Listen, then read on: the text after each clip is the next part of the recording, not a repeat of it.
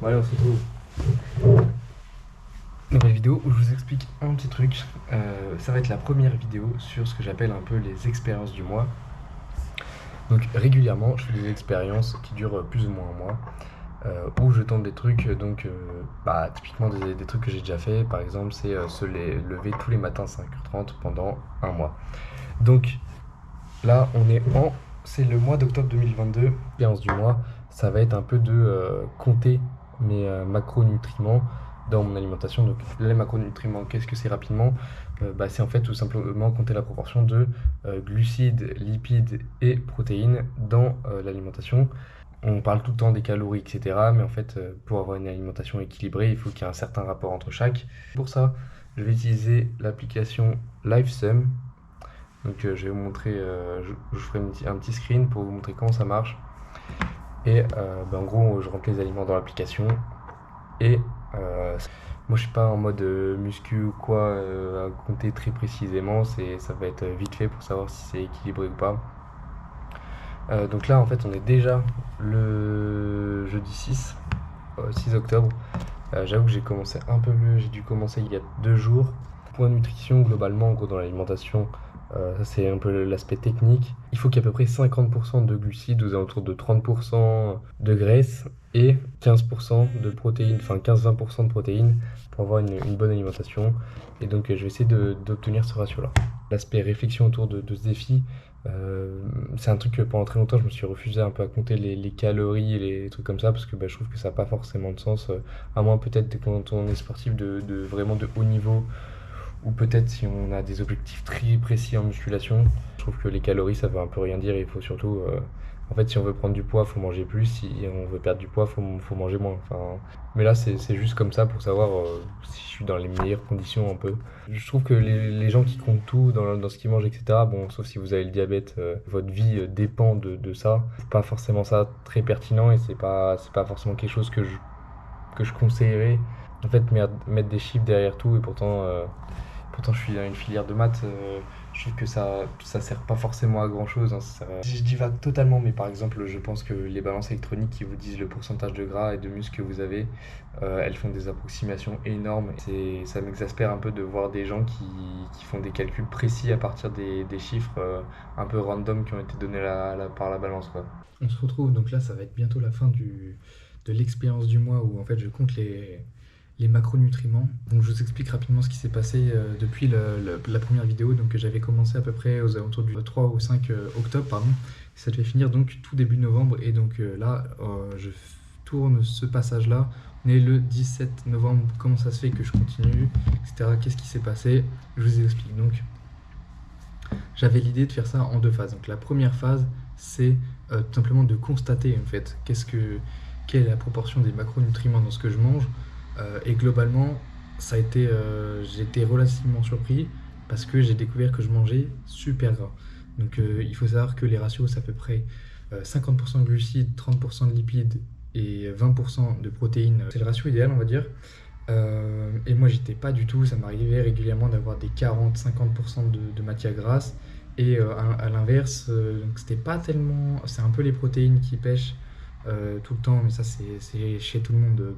Tout le monde ne mange pas assez de protéines, globalement. Et par contre, il y avait les glucides. Donc, comme en fait, moi, j'avais un peu limité ma consommation de sucre précédemment, là, c'était. Et que j'ai pas forcément compensé avec des bons glucides comme assez de pâtes, de féculents, etc. Et bien, ça pêchait un peu. Donc, j'ai dû faire ça à peu près 2-3 semaines. Ouais, 3 semaines, clairement.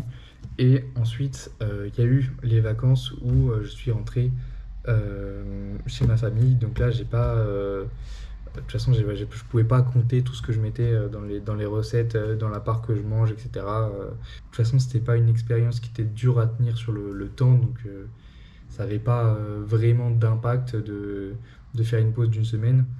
Au retour, en fait, il s'est passé 1 semaine et après j'ai repris, donc c'est-à-dire à partir du 7 novembre à compter et à partir de là, j'ai essayé de me dire que j'allais tenter d'équilibrer les repas.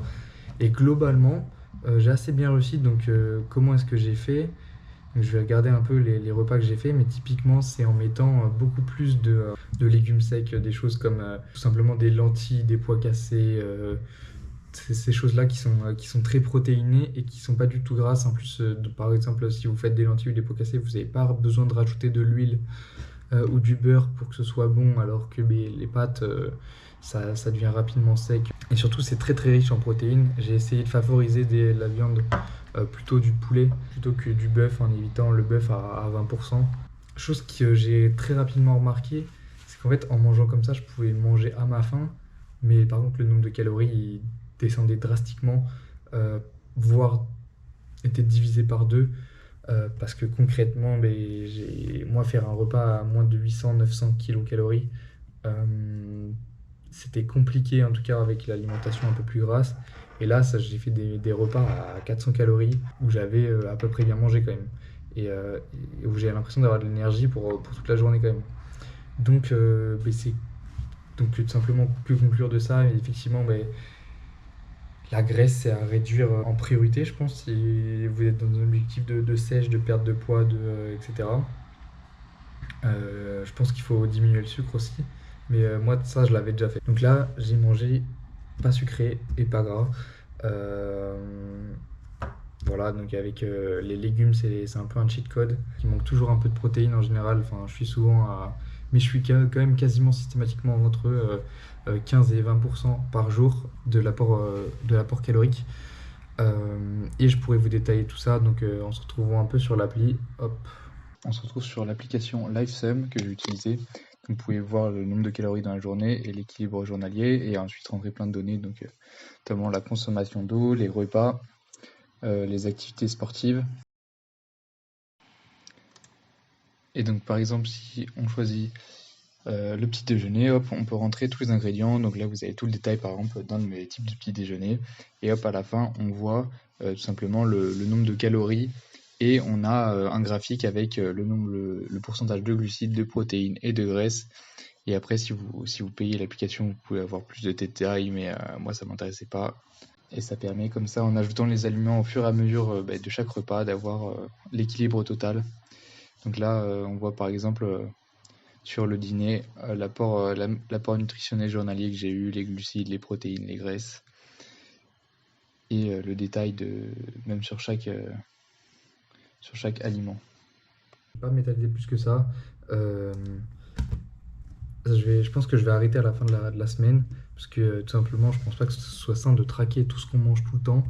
C'est intéressant de le faire de temps en temps, mais voilà, j'ai quand même pas envie de me prendre la tête, ça sert à rien. Je pense que c'est pas bon pour la santé mentale après non plus de se dire oh tiens, j'ai mangé tel truc qui est trop gras, ça va faire trop de calories, trop de matière grasse, trop de sucre, machin, pas assez de protéines. Je dis pas que je referai l'expérience peut-être plus tard, mais là je vais m'arrêter là et je passerai à une autre expérience peut-être.